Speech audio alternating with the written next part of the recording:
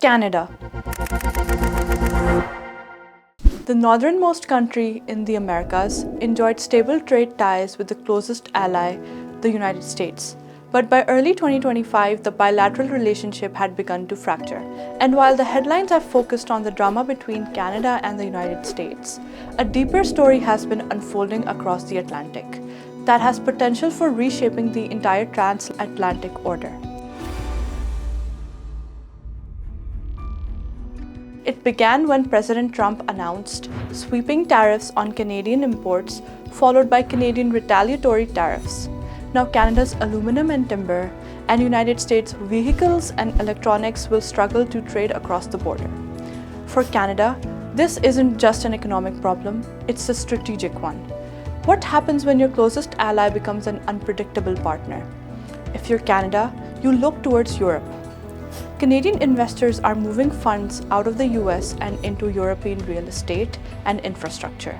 Canada is also looking for a political shift by engaging in quiet talks with European leaders to expand trade under the Canada-European Union Comprehensive Economic and Trade Agreement, and to form policy alignment in areas like climate, security, and digital governance. Given the uncertainty created by the Trump administration's policy of linking NATO security guarantees to European allies' defense spending targets, NATO members must finally contribute their fair share and meet their financial obligations. But 23 of the 28 member nations are still not paying what they should be paying and what they are supposed to be paying for their defense.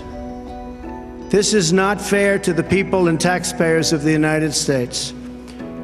And many of these nations owe massive amounts of money from past years. Canada needs a contingency plan. In the environment of eroding trust in US, Ottawa is looking to diversify its defense tech dependence on US. For example, the Canadian officials are floating the idea of acquiring European jets. Beyond the government policy, it is the seismic cultural shift in Canada.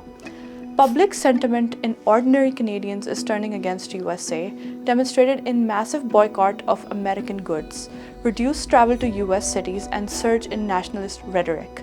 And Canada is not alone.